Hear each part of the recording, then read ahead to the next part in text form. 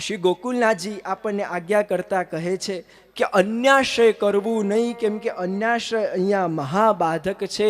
અને ઠાકોરજીની જ્યારે જ્યારે આપણે સેવામાં બેસ્યા હોઈએ અને જ્યારે જ્યારે આપણે ઠાકોરજીની સેવાઓમાં બેસ્યા હોઈએ, આપણું મન ભટકતું હોય, અને અન્યાશ્રય વાસ્તવમાં કહેવાય છે કોને? અન્યાશ્રય કહેવાય કોને? જેમ તમે કોઈ તમારા ત્યાં કામ કરવાવાળાને રાખ્યો હોય, અને કામ કરવાવાળાને રાખ્યો અને તમે એને કહો કે તને કોઈ પણ વસ્તુની જરૂરત હોય તું મને મારા પાસે આવજે, તને કોઈ પણ વસ્તુની આવશ્યકતા હોય તું મારી પાસે આવજે, પણ એ પૂરા ગામમાં ભટકે પણ તમારી પાસે આવે નહીં તો તમને ગમશે? નહીં ગમે. કેમ નહીં ગમે? કેમ કે તમે એને કહી રહ્યા છો તને કોઈ પણ કામ હોય તું મારી પાસે આવજે, તને કોઈ પણ વસ્તુની આવશ્યકતા હોય તું મારી પાસે આવજે, પણ એ પૂરા ગામમાં ભટકે તો એવી રીતે તમને ગમતું નથી. તો એવી રીતે તમે પણ જ્યારે જ્યારે પ્રભુ પાસે જાઓ છો અને કહો છો પ્રભુ હું તો આપનો છું, અને આપણે પૂરા ગામમાં ભટકીએ તો આપણા પ્રભુને સુખ થાય કે ન થાય? કેમ કે આપણું સાચું યદિ કોઈ ધન હોય તો એ તો આપણા પ્રભુ છે. જ્યારે આપણા ત્યાં વર્ણન પણ આવે છે ને, જ્યારે પેલા પુરુષોત્તમ દાસજીનો, કે જ્યારે એક વ્યક્તિ એમના પાસે એક મણી લઈને આવ્યો, અને જ્યારે એમના પાસે એક મણી લઈને આવ્યો અને મણી લઈને આવીને કીધું કે મારી એવી ઈચ્છા છે કે આ મણી આપને આપવું છે. પણ ત્યારે પુરુષોત્તમ દાસજીએ કીધું કે મારી પાસે તો બધી અનુકૂળતા છે પ્રભુ માટેની, પણ મારા ત્યાં જે વૈષ્ણવ કામ કરે છે ને એની પાસે થોડી દ્રવ્યનો સંકોચ છે, તમે એની પાસે જાઓ, એને દ્રવ્યનો સંકોચ છે.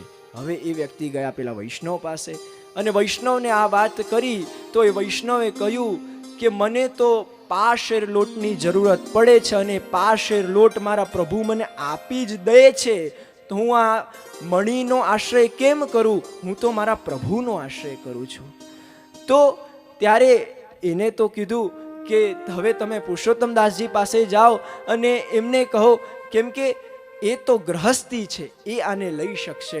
અને જ્યારે એ પુરુષોત્તમ દાસજી પાસે આવીને એમને કહ્યું કે એમને તો ના પાડી, અને એમને તો કીધું કે મને તો પાશેર લોટની જરૂરત પડે છે, અને પાશેર લોટ મારા પ્રભુ મને આપી જ રહ્યા છે, તો હું પ્રભુનો આશ્રય છોડી આ મણીનો આશ્રય કેમ કરું? તો ત્યારે પુરુષોત્તમ દાસજી પણ બોલ્યા કે જે પ્રભુ એને પાશેર લોટ આપે છે એ પ્રભુ મને રોજે 1 કિલો ઘઉં આપે છે, 1 કિલો અનાજ આપે છે, તો હું પણ એ પ્રભુને છોડીને આ મણીનો આશ્રય કેમ કરું? કેમ કે આપણો કોઈ સાચું ધન હોય તો એ તો આપણા પ્રભુ જ છે. પણ જ્યારે જ્યારે આપણા જીવનમાં સમસ્યાઓ આવે, જ્યારે જ્યારે જીવનમાં કોઈ પણ વિપદા આવે ને, તો આપણને સામેથી બહુ બધા ભરમાવાવાળા મળી જતા હોય છે. અને જ્યાં તમારા જીવનમાં જરાક કસોટીનો સમય ચાલતો હોય, જેવું તમે વિચાર્યું હોય એવું ન થતું હોય, અને એ સમય લોકો આવીને કહે કે જેવી તકલીફ તને હતી એવી ને એવી તકલીફ મને પણ હતી, અને હું પેલી જગ્યાએ જઈને આવ્યો અને 4 નાળિયેર ફોડ્યા અને જો બધું કામ થઈ ગયું. તો એવું કર, તું પણ જઈને એકવાર પ્રયોગ કરતો આવ. હવે તમે પણ ગયા, હવે તમે ગયા અને જઈને એને કીધું, તમે નારિયેળ ચઢાવ્યો પણ કંઈ ફરક દેખાયું નહીં. તો પાછા તમે એની પાસે ગયા અને કીધું કે તમે તો કીધું હતું કે જ્યારે 1 નારિયેળ ચઢાવીશું તો ફરક દેખાશે, પણ કંઈ ફરક દેખાતું નથી.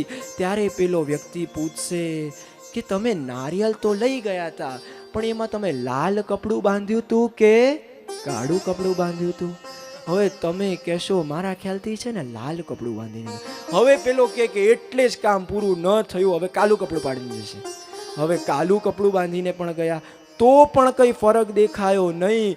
પાછું તમે એની પાસે ગયા, અને જ્યારે પાછે એની પાસે જ્યારે તમે ગયા અને તમે કીધું કે પાછું કંઈ ફરક દેખાતું નથી. હવે પેલો કહે કે તમે ચપ્પલ પહેરીને ગયા હતા કે ચપ્પલ ઉતારીને ગયા હતા? હવે તમે કહો કે આટલું દૂર જવાનું હતું એટલે ચપ્પલ પહેરીને ગયો હતો. હવે પેલો કે એટલે જ તમારું કોઈ કામ પૂરું ન થયું, હવે ચપ્પલ ઉતારીને જજો. તો એકવાર તમે લપસ્યા તો જીવનભર લપસતા જ રહેશો. તો એકવાર તમે એ પ્રભુના ચરણોમાં શરણાગત જ્યારે થાઓ છો ત્યારે પ્રભુ એમની કૃપાની અનુભૂતિ આપણા ઉપર કરાવતા હોય છે. કેમ કે જ્યારે જીવ શરણાગત થાય છે, જ્યારે જીવ વાસ્તવમાં પ્રભુના ચરણારવિંદમાં શરણાગત થાય છે, ત્યારે પ્રભુને વધારે ચિંતા એ જીવની થઈ જાય છે કે હું કેવી રીતે જીવનું ઉદ્ધાર કરું, હું કેવી રીતે જીવને કેમ કરીને એને ઉત્તમ વસ્તુ આપું, એની ચિંતા પ્રભુને થઈ જતી હોય છે. આપણા ત્યાં તો પેલો પ્રસંગ પણ નથી આવતો કે જ્યારે એકવાર જ્યારે બાદશાહની સભામાં જ્યારે કુંભનદાસજીને બોલાવ્યા હતા, અને જ્યારે કુંભનદાસજીને જ્યારે બાદશાહની સભામાં બોલાવ્યા હતા, અને ત્યારે બાદશાહને તો એમ જ એટલો ગુસ્સો હતો કે મને મારા સામે, આ બાદશાહના સામે શું મારું કામ, મારે તો હું ભલો અને મારા શ્રીજી ભલા, પણ અહીંયા બોલાવ્યા હતા અને અંદર એમે એટલો ગુસ્સો હતો. અને સામેથી બાદશાહે કીધું કે કંઈ ગાઈને સંભળાવો. અને હવે એમને લાગ્યું કે હવે જે મનમાં જે ઉભરો છે ને એ કાઢવાનો સમય આવી ગયો છે. એટલે એ હવે એમને લાગ્યું કે હવે એવું કંઈ સંભળાવું કે પાછું ક્યારે મને બોલાવે જ નહીં. અને ત્યારે એમને કહ્યું, ભક્તન કો કહા સી ખરી કામ, आवत जात पनैया टूटी बिसर गयो हरि नाम और जाको मुख देखत. અને જ્યાં જાકો મુખ દેખત કહે અને આલાપ લેવા લાગે. હવે બધાને વિચાર આવ્યો કે મારા ખ્યાલથી કહેશે જેનું મુખ જોઈને હું ધન્ય થઈ ગયો, જેનો મુખ્ય જોઈને હું કૃત્ય થઈ ગયો એવું કહેશે. હવે પાછું કે જાકો મુખ દેખત અને પાછું આલાપ લેવા લાગે. બધાને લાગશે શું કહેશે. અને ત્યારે કુંભનદાસજીએ કહ્યું, હાથ કરીને જાકો મુખ દેખત દુઃખ ઉપજત હે, વાકો કરનો પડ્યો પ્રણામ, ભક્તન કો કહા સી કરી કામ. અને ત્યારે બાદશાહ પણ સ્તબ્ધ થઈ ગયો, પૂરી સભા પણ સ્તબ્ધ થઈ ગઈ કે બાદશાહની સામે આવીને આવી રીતે કોઈ કેવી રીતે કહી શકે. પણ ત્યારે બાદશાહને પણ લાગ્યું કે આ તો પ્રભુના ભક્ત છે, મારા ગુણગાન તો એ કરે કે જેને મારાથી કોઈ કામ હોય, પણ આ તો પ્રભુના ભક્ત છે. અને ત્યારે એમને કહ્યું કે આપ અહીંયા આવ્યા છો, પધાર્યા છો, તો મારી એવી ઈચ્છા છે કે આપ મારાથી કંઈ માંગો. અને ત્યારે કુંભનદાસજીએ કીધું કે તું માંગવાનું જ કહી રહ્યો છે ને, તો એક જ વસ્તુ આપ, આજ પછી તારું મોઢું મને ક્યારે દેખાડતો નહીં. તો વિચારો કેવી ખુમારી શ્રી મહાપ્રભુજીએ આ વૈષ્ણવની અંદર ભરી હશે, કેવી ખુમારી હશે કે રાજાની સામે ઊભા થઈને કહી દે છે કે તારું મુખ જોઈને, જેનું મુખ જોઈને દુઃખ થાય છે, આજે એની સામે ગવું પડે છે.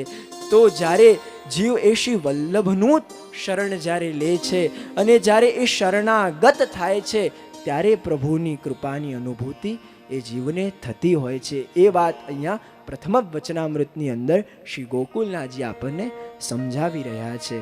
હવે બીજા વચનામૃતની અંદર આપણે પ્રવેશ કરીએ અને બધા વૈષ્ણવ પ્રેમથી ભાવથી ગાતા ગાતા શું કહી રહ્યા છે? જય જય શ્રી ગોકુલેશ, જય જય શ્રી ગોકુલેશ.